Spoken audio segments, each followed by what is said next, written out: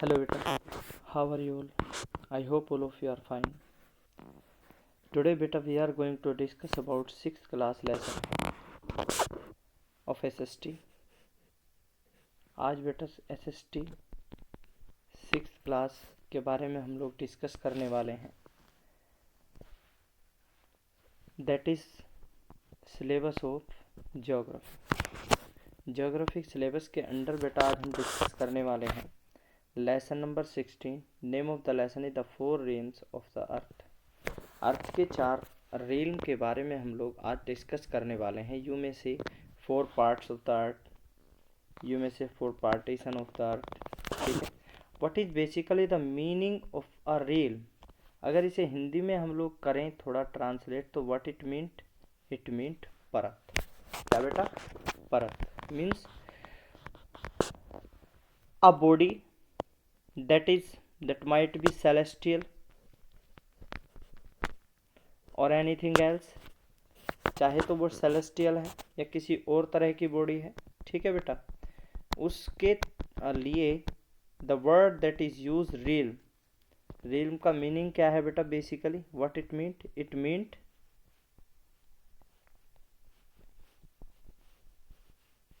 parts. ठीक है, 4 परतों के बारे में आज हम डिस्कस करने वाले हैं अबाउट द अर्थ. ठीक है, पहले कुछ समझ लेते हैं बेटा about the lesson. What is there?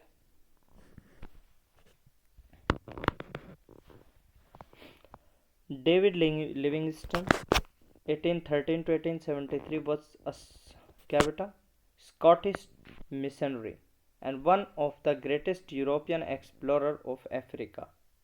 He worked in Africa for 30 years as a medical missionary.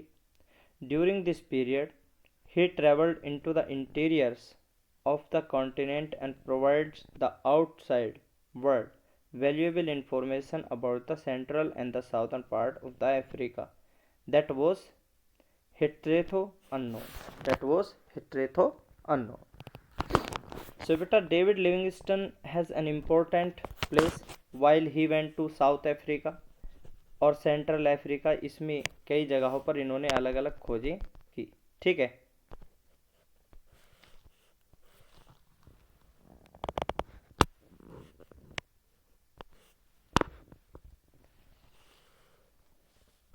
Yes. अब लेसन एट अ ग्लैंस के बारे में अगर हम डिस्कस करें, 4 realms ऑफ द अर्थ के जो 4 realm हैं बेटा वो क्या हैं? ठीक है, 4 realms ऑफ द अर्थ. सबसे पहले अगर 4 realm की बात की जाए तो वो 4 realm कौन कौन सी हैं बेटा? That is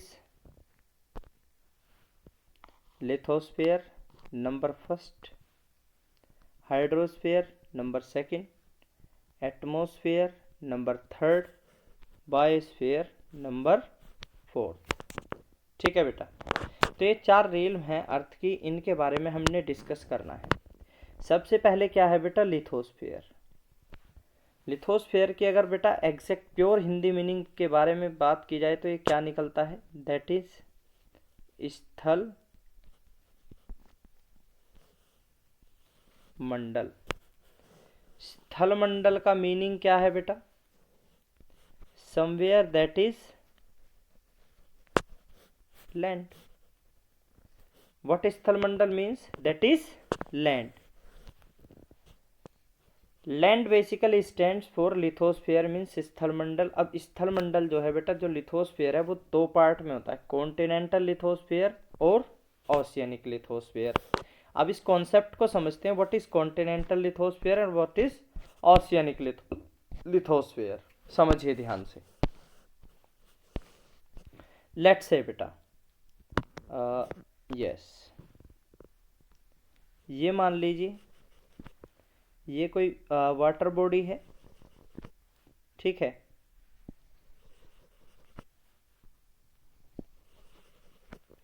this is a water body.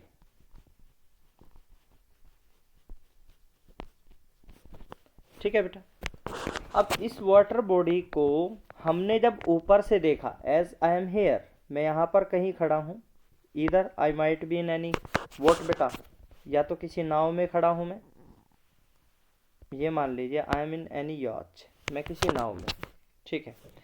अब जब मैंने देखा, so it is what, basically this is water, ये क्या है बेटा, ये तो वाटर है। अब अगर ये वाटर है बेटा, तो मुझे क्या, मुझे तो भाई वाटर ही दिख रहा है, लिथोस्फेयर। लेकिन ये ओशियनिक लिथोस्फेयर कैसे होगा, लिथोस्फेयर का तो मीनिंग क्या है बेटा, लिथोस्फेयर का मीनिंग क्या है, लैंड। अब ये तो लैंड नहीं है, ये क्या है बेटा, दिस इज वाटर।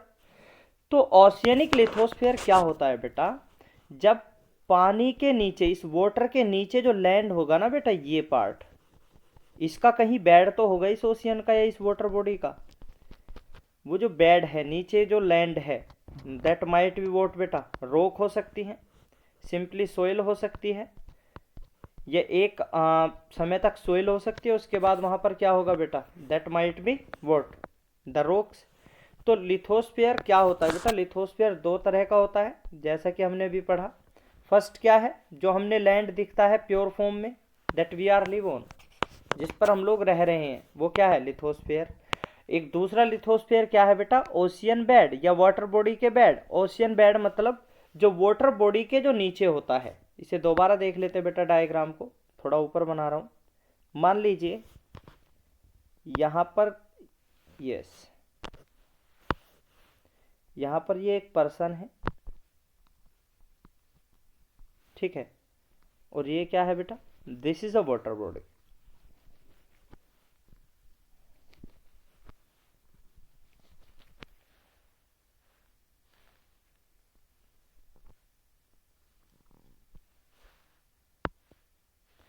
मैं यहां पर मान लीजिए किसी याच में बैठा हूं, मैंने देखा, what I see, I saw the water. Pure form मेरे सामने क्या है जो मुझे दिख रहा है, आई फाइंड द वाटर। लेकिन इसके नीचे वाटर बॉडी का कहीं एंड तो होगा बेटा। तो इस वाटर बॉडी के नीचे जो मान लीजिए कोई रॉक है या सोइल है, whatever is the material there, इस जगह को जो सॉलिड फॉर्म में आ जाता है पानी के नीचे, इसे हम क्या बोलते हैं बेटा,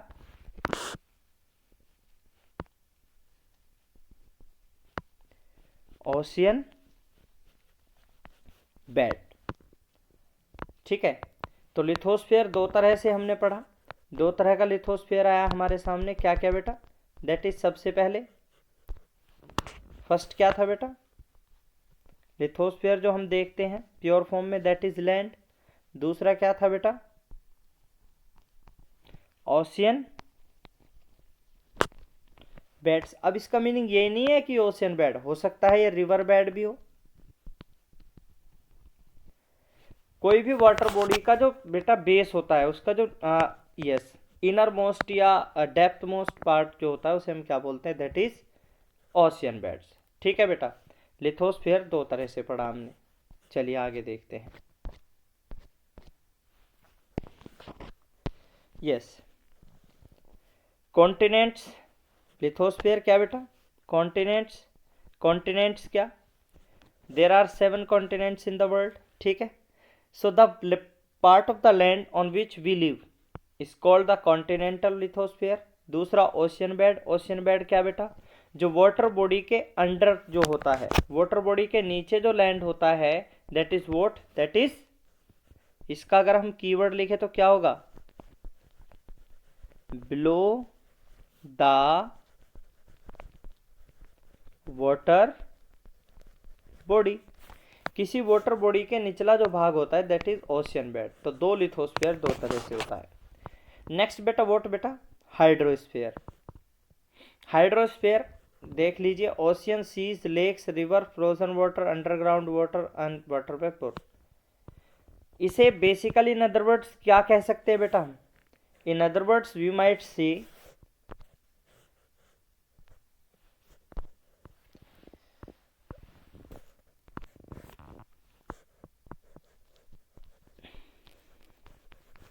every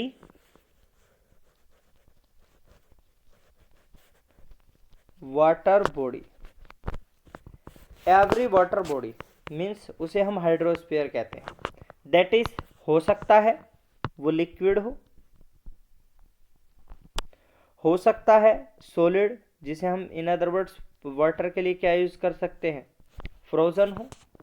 सो हाइड्रोस्फीयर क्या है, यहाँ पर हाइड्रोस्फीयर के लिए क्या लिखा है बेटा इन्होंने वर्ड, हाइड्रोस्फीयर के लिए लिखा है वाटर। हाइड्रोस्फीयर बेसिकली व्हाट बेटा, हाइड्रोस्फीयर इज वाटर, ठीक है।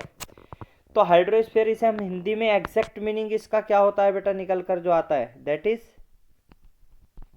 जलमंडल। जलमंडल means every water body that is liquid और frozen is called hydrosphere on this earth, जिसे हम देखते हैं, ठीक है बेटा। Next is atmosphere, it is quite important बेटा, ठीक है। अब एटमोस्फियर की अगर बात की जाए, एटमोस्फियर को हम क्या बोलते हैं बेटा,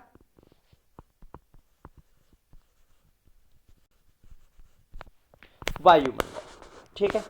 अब ये एटमोस्फियर क्या है, एटमोस्फियर क्या है, इसके लिए बेटा हम लोग समझ लेते हैं थोड़ा सा।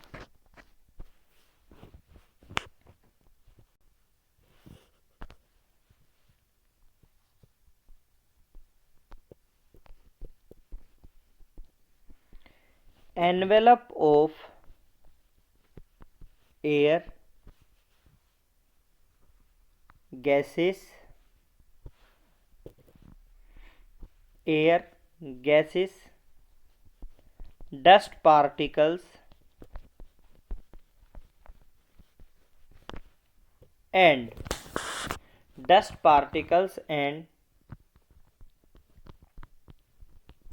water vapor।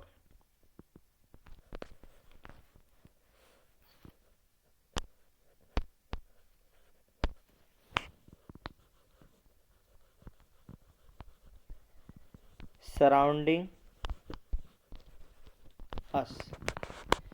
बेटा एटमॉस्फेयर क्या है, एक envelope of air, gases, dust particles, water vapour etceteras, जो हमारे चारों ओर हमें महसूस होता है, that is called atmosphere.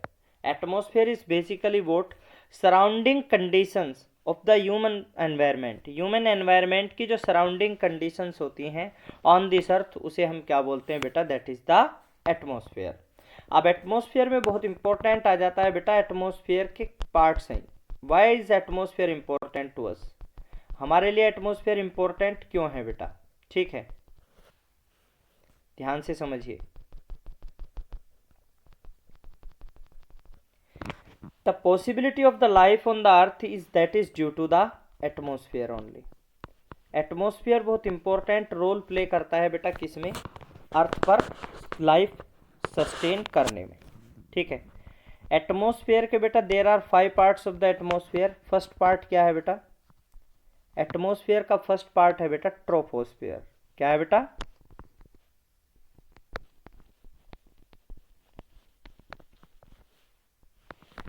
Troposphere. Troposphere is the part of the first part of the atmosphere. यही से आप ऐसे समझ सकते हैं बेटा, मान लीजिए दिस इज द अर्थ, और इस अर्थ के ऊपर ये मानिए ऐसा कंडीशन है, ठीक है। तो इस अर्थ के ऊपर अप टू द वोट बेटा, आंतरिक्ष तक बेटा कुछ पार्ट्स में डिवाइड किया गया है अर्थ को, ठीक है। मान लीजिए दीज आर 5 पार्ट्स। पहला पार्ट जो अर्थ के तुरंत साथ होता है या ऊपर होता है, उसे हम क्या बोलते हैं, दिस इज फर्स्ट पार्ट, जिसे हम बोलते हैं ट्रोपोस्फियर। दूसरा पार्ट जो उसके ऊपर होता है, उसे हम क्या बोलते हैं, that is stratosphere. Third part जो स्ट्राटोस्फियर के ऊपर होता है, उसे हम क्या बोलते हैं बेटा, दैट इज मेसोस्फियर। उसके बाद जो उसके ऊपर होता है, दैट इज नंबर 4th, उसे हम क्या बोलते हैं बेटा, थर्मोस्फियर। उसके ऊपर जो सबसे लास्ट में होता है, आउटर स्पेस के पास जो होता है, उसे हम क्या बोलते हैं, एक्सोस्फियर। क्या बेटा, एक्सोस्फियर। बेटा ये जो हमारे पास 5 पार्ट्स ऑफ द एटमॉस्फेयर हैं, troposphere, stratosphere, mesosphere, ionosphere and exosphere. Ionosphere का बेटा दूसरा नाम, अगर मैं यहाँ आपको इसका दूसरा नाम लिखना चाहूँ तो क्या होगा?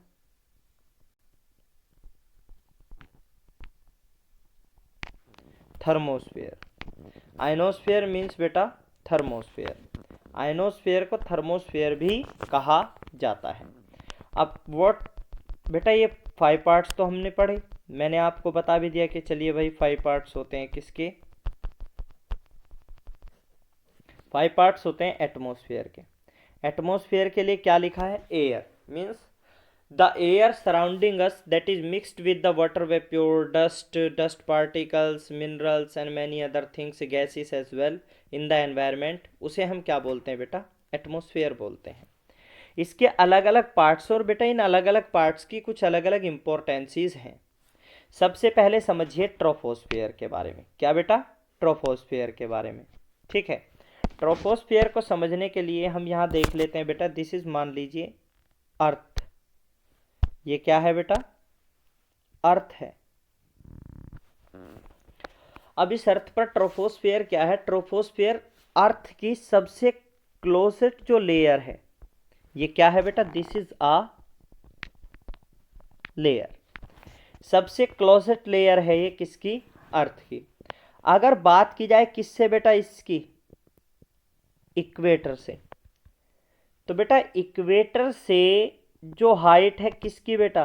दैट इज ट्रोपोस्फेयर की। वो कितनी है बेटा? 8 किलोमीटर। ठीक है, लेकिन अगर इसकी बात की जाए कहां से? पोल्स से, अर्थ के पोल से। सो इसकी बेटा यहां से हाइट क्या है बेटा? That is, what is the height बेटा? इट्स हाइट इज, ऐसा समझते हैं, दोबारा बना लेते हैं डायग्राम। दिस इज, मान लीजिए equator, and this is the troposphere. ठीक है, अब अगर इक्वेटर से हम इसे क्या कर रहे हैं बेटा? मीजर कर रहे हैं, तो इसकी हाइट क्या निकल कर आई बेटा? 8 kilometre. But from the poles this is what बेटा? This is 16 kilometre. ये तो इसके कैरेक्टरिस्टिक है कि भाई ट्रोपोस्फेयर क्या है और कैसे है। ठीक है, इसकी इंपॉर्टेंसी क्या है बेटा? जितना भी वेदर फिनोमिना होता है, क्या बेटा? Weather,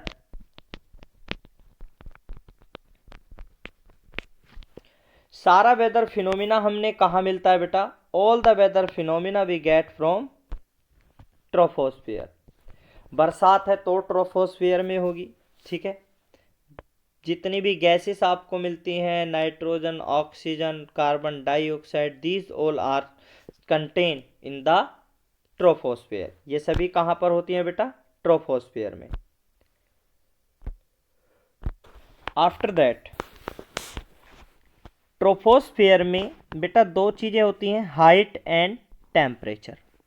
if the height increase, what will happen with the temperature? Temperature will decrease.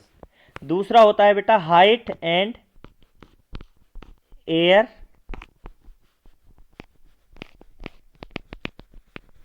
Pressure. अगर हाइट बढ़ रही है तो एयर प्रेशर क्या होगा बेटा? घट रहा होगा। एयर प्रेशर घट रहा होगा। तीसरा हाइट एंड टेम्परेचर, या इसे आप ऐसा कर सकते हैं, temperature and air pressure. Air pressure घटेगा कब? जब टेम्परेचर बढ़ेगा। और अगर टेम्परेचर घट रहा है तो एयर प्रेशर के साथ क्या होगा बेटा? एयर प्रेशर बढ़ जाएगा। ठीक है, सो इसकी इंपॉर्टेंसी क्या है बेटा ट्रोपोस्फेयर की? ट्रोपोस्फेयर की अगर इंपॉर्टेंसी आपको मैं एक बार डिस्कस करूं ट्रोपोस्फेयर के बारे में, सबसे पहले ये कितना है? इसकी जो हाइट है इक्वेटर से कितनी है? इक्वेटर से तो है ये 8 किलोमीटर, और अगर इसकी बात की जाए पोल से, तो पोल से कितना है 16 किलोमीटर। ठीक है। दूसरा इसकी इम्पोर्टेंसी क्या है, जितने भी वेदर फिनोमिना होते हैं, क्या बेटा, वेदर फिनोमिना, वेदर फिनोमिना कहाँ पाए जाते हैं, ट्रोपोस्फियर में। इसके बाद कोई weather phenomena in other other layer of the atmosphere में नहीं पाया जाता है। ठीक है, पहला। दूसरा क्या है बेटा, दूसरा है इसकी इम्पोर्टेंसी, दूसरी क्या है बेटा, इसकी दूसरी इम्पोर्टेंसी ये है कि 75% ऑफ द एटमोस्फेरिक मास वो यहीं पर पाया जाता है। और इसकी एक इम्पोर्टेंसी ये भी है कि अगर हम 165 मीटर, अगर हम 165 मीटर्स हाइट बढ़ा रहे हैं कहाँ पर, ट्रोपोस्फियर में, तो टेम्परेचर क्या हो रहा है बेटा, डिक्रीज हो रहा है 1 डिग्री सेल्सियस से। टेम्परेचर क्या हो रहा है, डिक्रीज होगा 1 डिग्री सेल्सियस। अगर हम 165 मीटर हाइट चढ़ रहे हैं कहाँ पर, ट्रोपोस्फियर में, एल्टीट्यूड 165 मीटर से बढ़ गया, तो टेम्परेचर कितना घट जाएगा बेटा, 1 डिग्री सेल्सियस से घट जाएगा।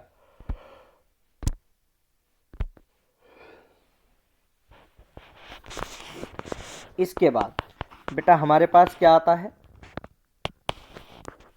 हमारे पास आता है बेटा नेक्स्ट लेयर। जो लेयर क्या होती है बेटा, next layer of the earth, उस लेयर को हम बोलते हैं बेटा स्ट्राटोस्फेयर। क्या बोलते हैं, स्ट्राटोस्फेयर। पहले भी बताया था, दोबारा बता रहा हूं बेटा, ध्यान से। ये मान लीजिए अर्थ है, इसके एटमोस्फेयर में, और इसका जो एटमोस्फेयर है वो 5 पार्ट्स में डिवाइडेड है।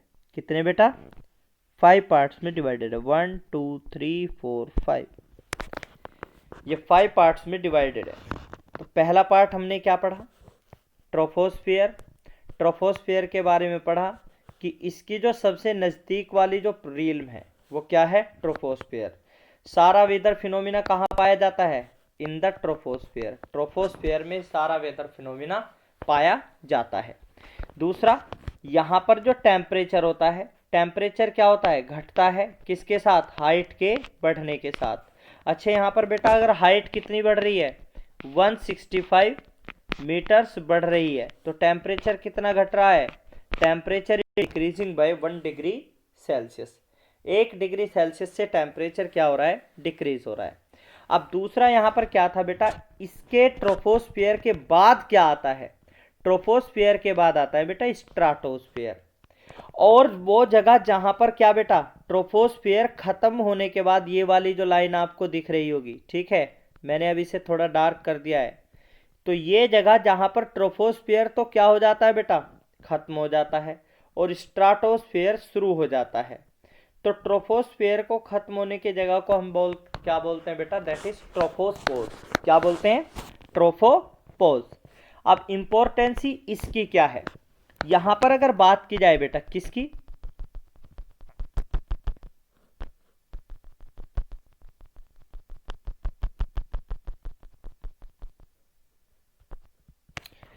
अगर स्ट्राटोस्फियर की बात की जाए तो यहां पर क्या होता है,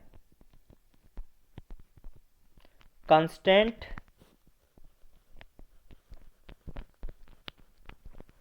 वेदर।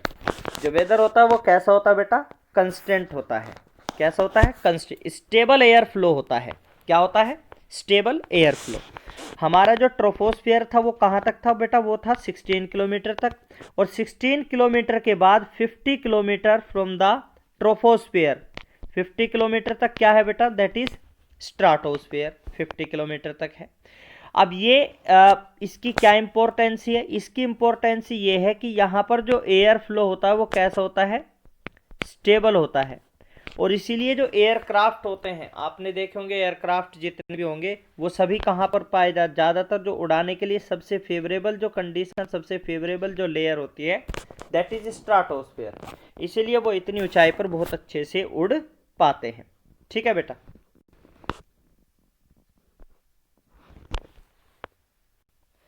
दूसरा बेटा, most important thing about the stratosphere क्या है, दिस इज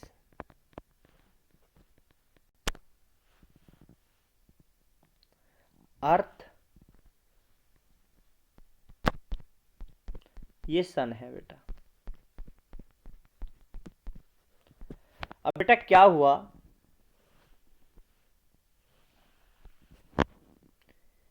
ये अर्थ का क्या हो गया बेटा, ट्रोपोस्फियर, ये हो गया stratosphere.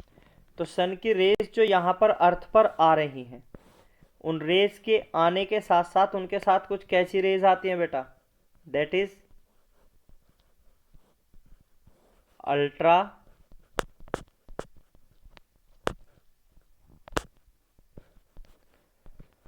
Violet rays, ultraviolet rays होती हैं, ठीक है। अब इन रेज से क्या होता है, these are harmful for the human. तो इसके लिए क्या होता है, स्ट्राटोस्फेयर की सबसे इंपॉर्टेंट क्या होती है बेटा बात, स्ट्राटोस्फेयर की सबसे इंपॉर्टेंट बात ये होती है कि ये यहाँ से जो सन की रेज आती हैं, इसमें एक प्रेजेंस होती है किसकी बेटा, ओजोन लेयर की। किसकी, ओजोन लेयर की। स्ट्राटोस्फेयर के अपर पार्ट में एक लेयर प्रेजेंट होती है जिसे क्या बोलते हैं बेटा, दैट इज ओजोन लेयर। और ये ओजोन लेयर हमारे लिए क्या काम करती है, ये ओजोन लेयर हमारे लिए जो सन की जो हार्मफुल अल्ट्रावायलेट रेज हैं, उन रेज को क्या करती है बेटा, वापस यहां से भेज देती है, यहां से वापस भेज देती है। मींस अर्थ के एटमॉस्फेयर में एंटर नहीं करने देती है।